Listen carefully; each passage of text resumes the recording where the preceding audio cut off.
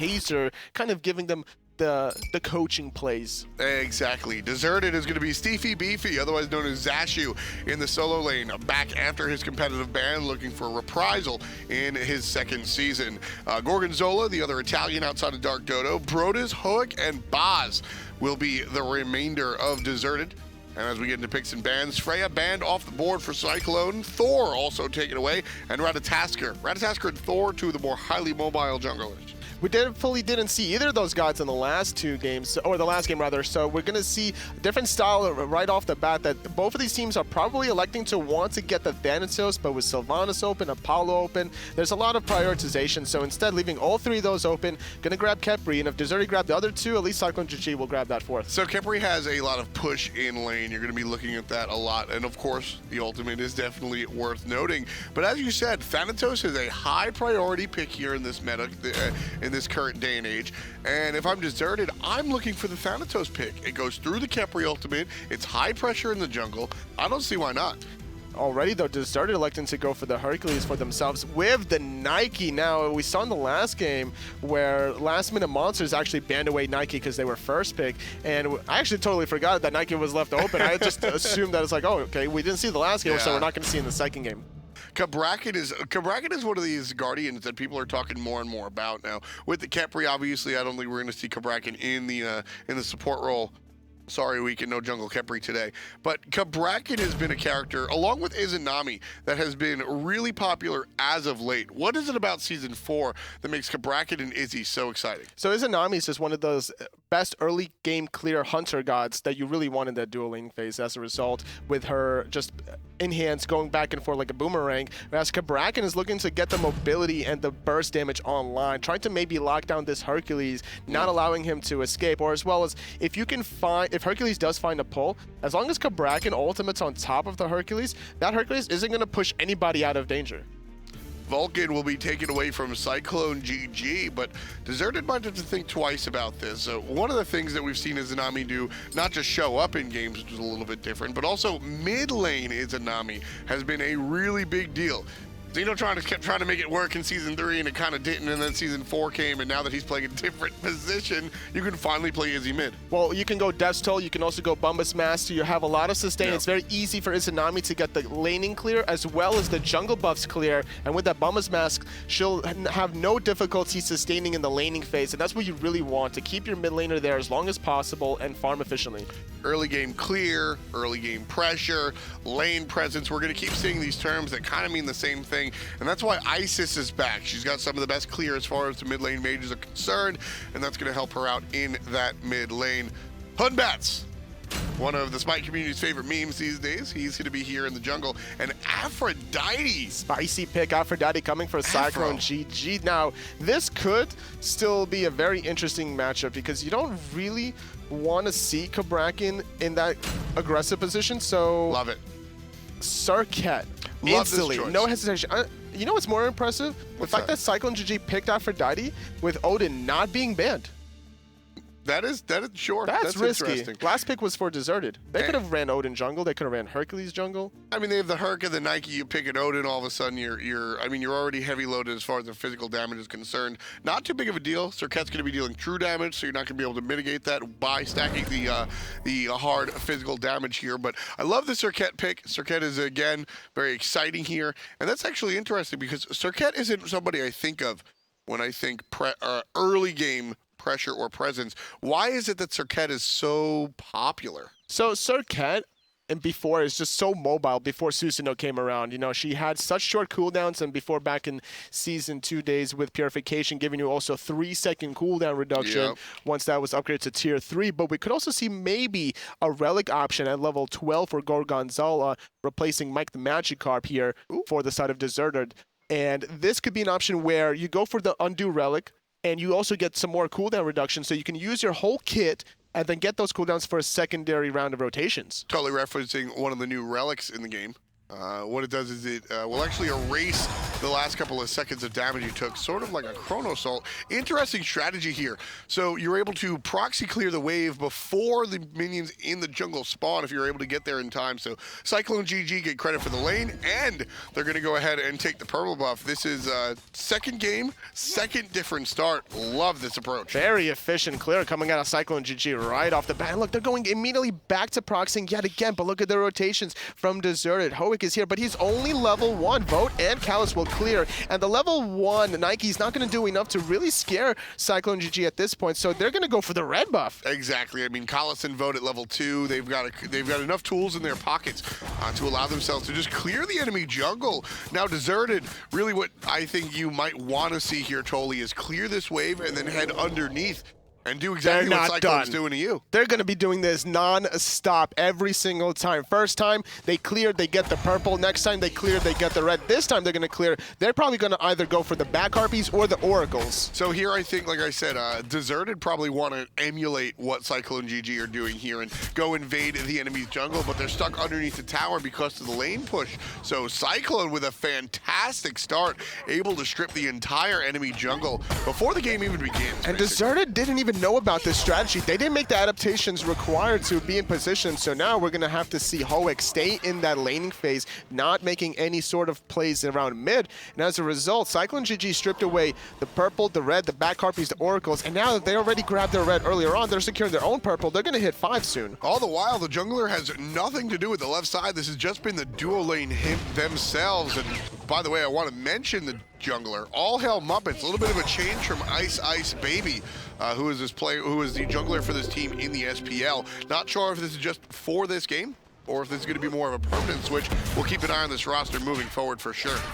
Either way, it's very difficult to kind of replace a jungler. Normally, when you're replacing somebody in a team, the best plug-in plays are either the solo lane or the hunter position, because normally they're left alone in their 1v1s, and then they're going to rotate around the 15 to 20 minute mark, start making the plays. So a jungler, though, for All Hail Muppets replacing Ice Baby, that means that they gotta really synergize quickly to adjust from Season 3 to 4.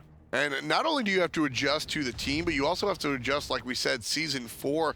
This is the second game, and we've seen 4 starts from the 4 teams that we've seen.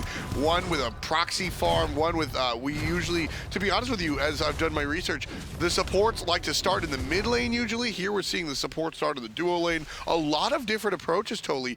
And I'm going to ask you a question that really doesn't have an answer.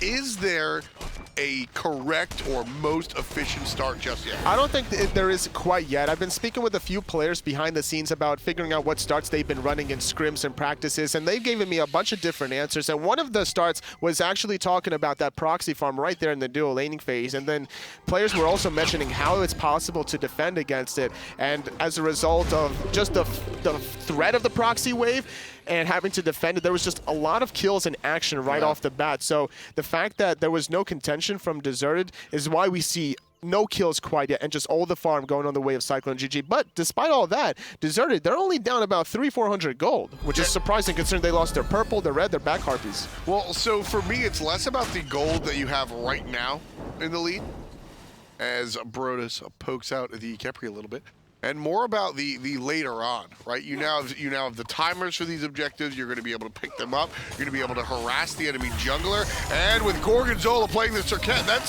certainly something you want to do. But if you take her jungle, she'll take your life. Boz gets credit for the kill, but it's all about Gorgonzola's help from the jungle. And like I said, well, Deserted got their jungle stripped, so they stripped the enemy hunter. Oh, not using his beads during the Circuit ultimate. Could have used the escape during that point in time, but electing to hold on to it as she got caught mid-animation of using her own ultimate. So Vote going to take an early spill despite having an experienced lane. And I like the last pick from Circuit onto Gorgonzola because of the fact that also you get the poison off onto Vote's Izanami, and anytime she takes damage over time during that stealth, it will pop her back to being visible. That's Circuit pick, just such a good choice. I'm really such a fan of it. And, again, I want to go back to the fact that early pressure seems to be one of the #1 choices that teams really want to opt for here. outside of the jungle, I mean, Hunbats isn't a level 1 character, right? Cirquet's certainly not a level 1 character. So it's very interesting to me how these choices come out. I know I asked you straight up why Cirquet's here, but why in general are our junglers able to be a little bit light on the clear?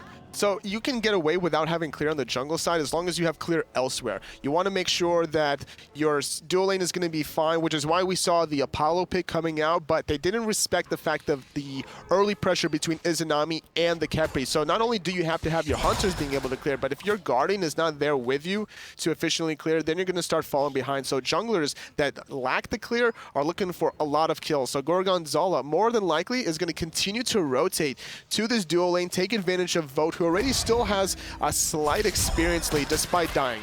Yeah, that's certainly the case here for the Circuit.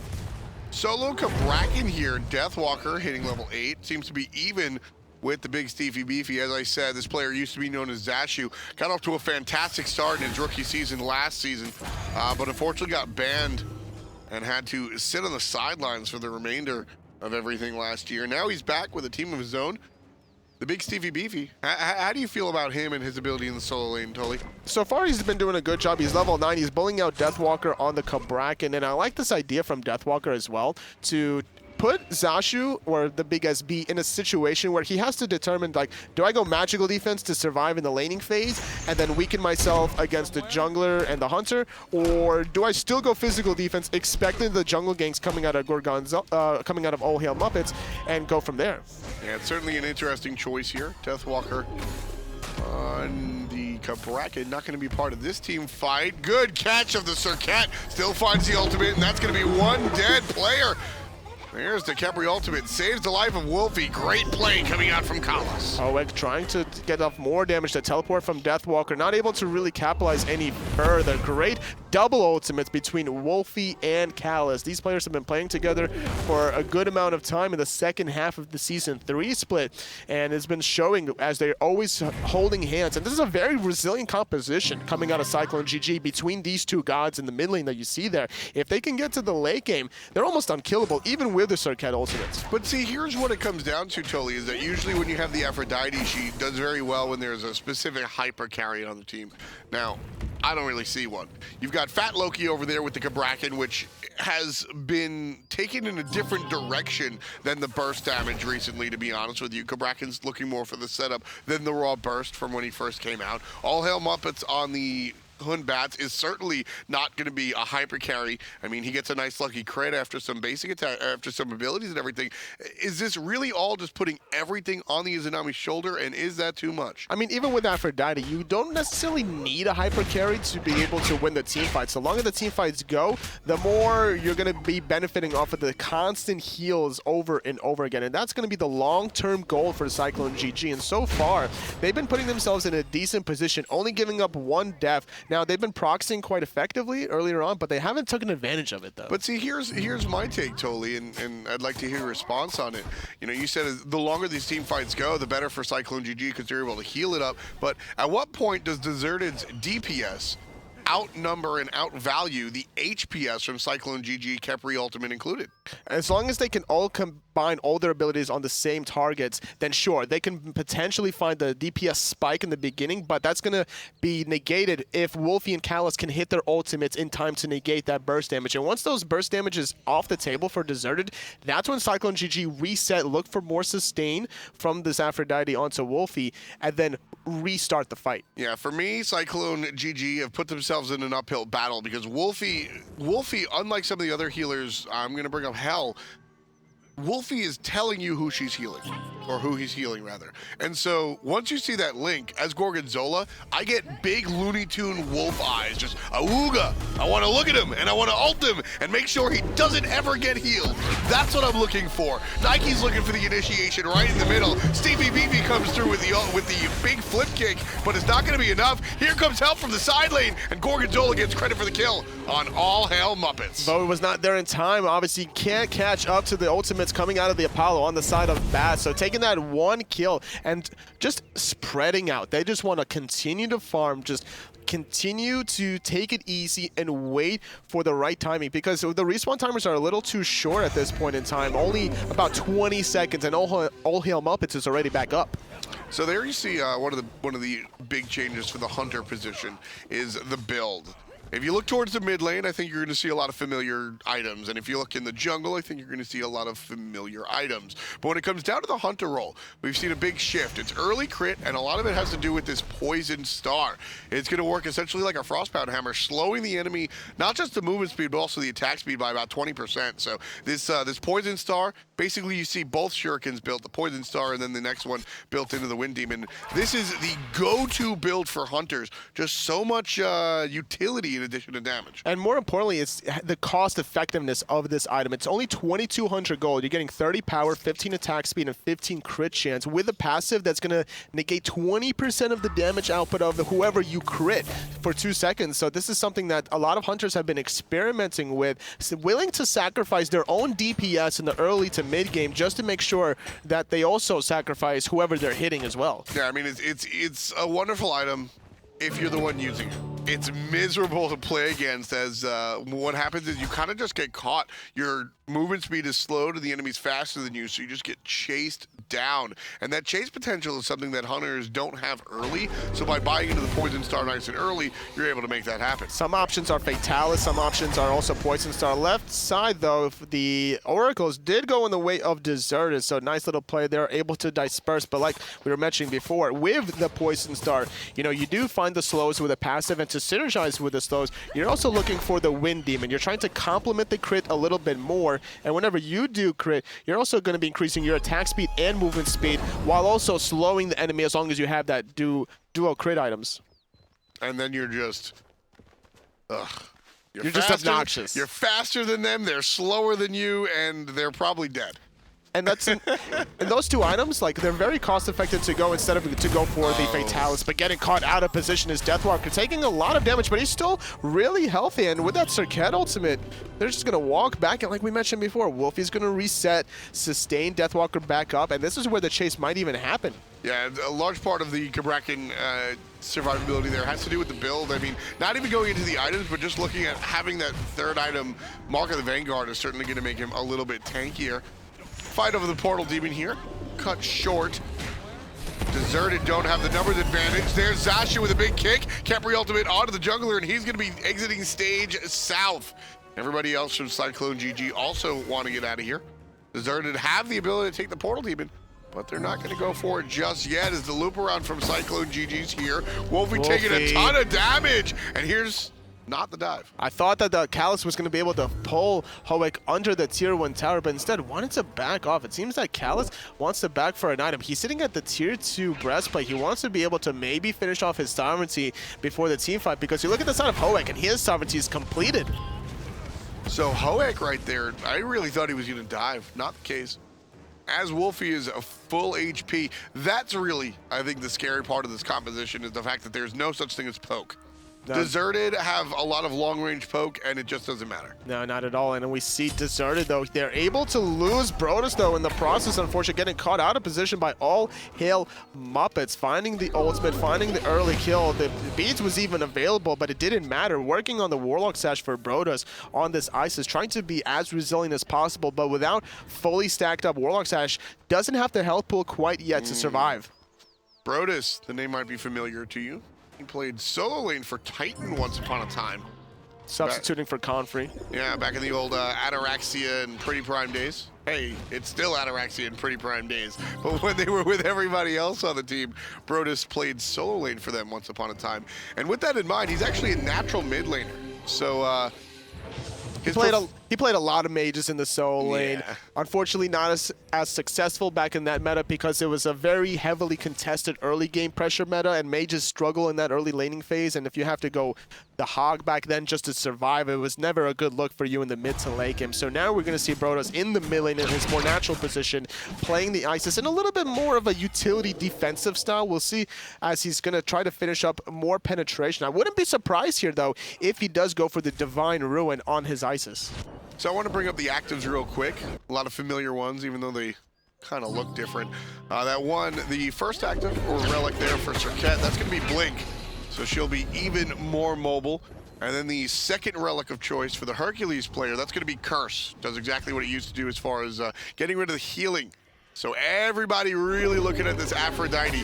Even the blink on the Circat is really looking just to be right up on it, get the ultimate down, blink in, get the ultimate out, no healing, and then hopefully they can take down Wolfie. Left-hand side, Vote's going to force out the dash coming out of the Apollo player. Not have much mana on the side of him with a red buff, though he could look for an ultimate in the mid lane as a team fight happens. Brodus is going to get Fear No Evil and nowhere to go yet again without the purification. Just toasted.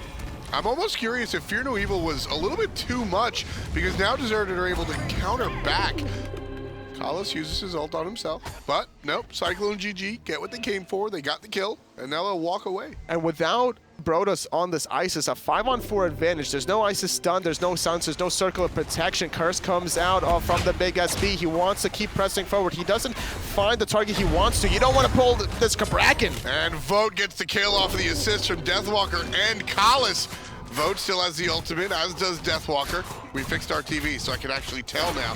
And Deserted are just watching as Gold Fury is going to go down. Beautiful zoning coming out from Deathwalker. Boulder over the top, not in time! And Cyclone are able to take the Gold Fury and the life of Baz. Cyclone have just been on point. You could tell the experience gap, not in terms of the game, the actual game experience, but just the players' experience as a whole on the competitive side. They're able to do so many good strategies because off of one pick, they force the Gold Fury off of the early game pressure by forcing the proxy waves and stealing the buffs on top of this. CycloneGG have been really on point in terms of strategy and how they want to dictate the pace of the game. And that's a really big thing, is that CycloneGG, so to be fair, I think CycloneGG were sort of the king of beggars, if you will, last year. They definitely weren't on the top end of teams, but I think they were some of the better lower end teams.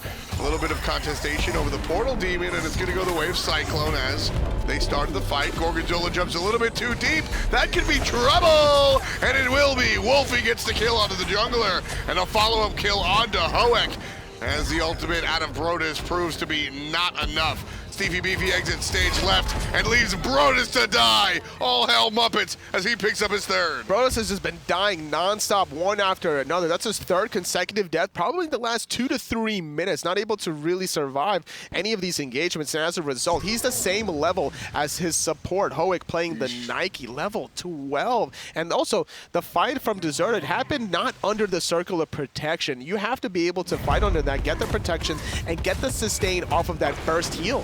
Yeah, and as I was saying about Cyclone, they were definitely one of the lower end teams as they're here in relegation, but I think they were one of the stronger of the lower end teams. And here it's just showing the difference between a team that has had the luxury of sitting in a league type environment, getting consistent practice, understanding exactly what it takes to win, even if they're not winning a lot themselves, versus Deserted, a team that comes together relatively recently and kind of go through some open bracket stuff. And this is the difference between the SPL and the Challenger Cup teams that are looking to get their spot into that league heading into Season 4. We saw earlier on Elevate taking out Last Minute Monsters, and it's looking like this SPL team, CycloneGG, should be able to take out Deserted. Well, I'm glad you brought up the Challenger Cup as well, because if you haven't been following our broadcast, there's a new look for that as well. We have the 8-team league, which is the SMITE Pro League, and this time around, instead of the Challenger Cup being a weekly open bracket tournament, we'll actually have a 4-team league underneath the Pro League. And that, as I said, one of the big things that allows CycloneGG to look so polished is the consistent, reliable practice that a league environment gives you, and having that secondary amateur league, I think, will be a really important look for teams like Deserted. Right now, they're on the bad side of things, the big Stevie Beefy on the worst side of things right there. But I think with some practice that this team could be something special. So. Wolfie, though, he's surviving yet again against the Circat. It's just not enough damage and follow-up there. Level 15 Aphrodite working on a Mail of Renewal here, looks like. So as soon as CycloneGG keep pressing these team fights, their sustain from Wolfie is going to be just unreal. Circat only level 14 at this point. Doesn't have the damage she really wants with the items to be able to burst it down Wolfie before that ultimate comes out. It's actually going to be the Shield of Regrowth, which is, I mean, Shield of Regrowth was pretty fashionable last season, and then they added more CDR onto it. So it's To say it's the new black is an understatement. Everybody is buying this shield of regrowth. Everybody's going zoom. Still gives you a movement speed increase when you heal up, and that's certainly what Wolfie's looking to do here. And more importantly, it also gives you that 20% cooldown reduction to be able to spam those abilities. Mail of Renewal also gives you 10% instead, so I thought he was going to go for more of that option because of the fact that you get 400 health on the side of Mail of Renewal, whereas Shield of Regrowth, you only get 300, but either way... But you got to go fast, totally. You got to go fast. You get 40% movement speed every 10 seconds when you pop a heal, and Wolfie's just going to be spamming these non-stop. Listen, you take your numbers, totally. I'm going to run really fast. You know how fast Wolfie's going to be going? I'm afraid. How like fast? A Mazda. It's going to be zooming. I'm going to pretend that didn't happen. And right now, Deserted want to pretend like this team fight isn't happening. CycloneGG have the upper hand. Kala's taking a lot of poke here. And Zashu's actually going to isolate him from the rest of the team. Forced into ulting himself. But there's the big Fear No Evil. That's where the damage has to come from. But Cyclone just a little bit too late. Ultimate out of the Brodus. Not going to be enough. Still looking for more damage. Kalas' ult is down. All hell Muppets out of the fight. Kalas is out of the fight. Hoek needs to die. And he finally will. Vote gets the kill. It's 9-2. Cyclone win the fight 1-0. But there was so much more damage there. Wolfie and Kalas kept each other alive that whole entire engagement. Kalas had to ultimate himself as he got pushed under the tier 2 tower, and then Wolfie had to keep Kalas alive under that circle of protection. Now with Fire Giant being started, this is a last-ditch effort for Deserted to try to hold on to it for a little bit. Fire Giant less than 50% health. Big SB is right around the corner, but here comes Kalas and Muppets. Muppets is back. He doesn't have an ultimate, but he can still deal some damage.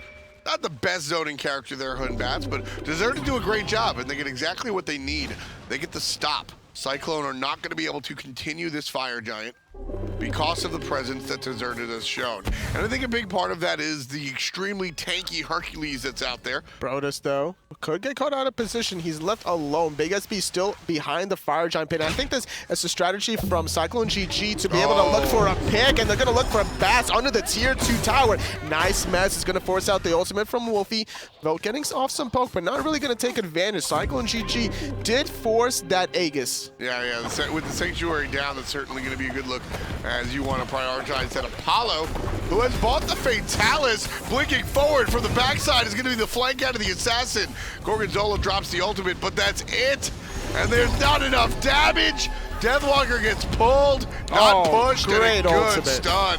That's going to help with Cyclone escape a bad situation. Great ultimate from Vote to find the silence as the pull happened onto Deathwalker. Not really able to take advantage of the out-of-position Cabrakan, and that's going to allow Wolfie to top him off in this next encounter. Finding the root right after the push, though. Everybody from CycloneGG, they're still grouped up around this right-hand side. They want to at least grab this Portal Demon. That's the look. Deserted. Steefy Beefy on top. Hoek on the left, looking for the pincer maneuver. All hell Muppets gets caught. Not going to be the target at all. Here comes Steefy Beefy. Portal Demon is going to be leashed, and Brodus is going to be killed. All hell Muppets gets credit for the mid lane. Muppets going to heal up just a little bit. Steefy Beefy on the right, just toying with him at this point. Basto is in a little bit of trouble there. His dash is down. He's going to get rooted. The damage from Deathwalker is there. Vote credited onto Gorgonzola. And with 3 members dead from Deserted there, this should be a relatively easy Fire Giant. Hoek and the big SB. The ultimates are down. This is going to be difficult to contest. Yeah, it's going to be an uphill battle for Hercules. And it looks like there's not going to be any contest here. 23 minutes on the clock, folks. 12-2, read the kills. And with the Fire Giant in the hands of CycloneGG, they're leading by about 5,000 gold. And we can tell yet again just how effective CycloneGG is with their engagements, their strategies, and what they've been able to execute, because the way that last fight started off was baiting everybody from Deserted into the Portal Demon, and it was all an elaborate ruse because all hail Muppets, he blinked into the backhand side, he found the Fear No Evil yet again onto Brodus, eliminating any sort of potential for this Isis player that's defensive to continuously spam those stuns, the silences, and taking that Isis player off the bat resets the team fight to a 5v4. So CycloneGG are picking their fights the way they want. One of the oldest questions in SMITE when it comes down to it.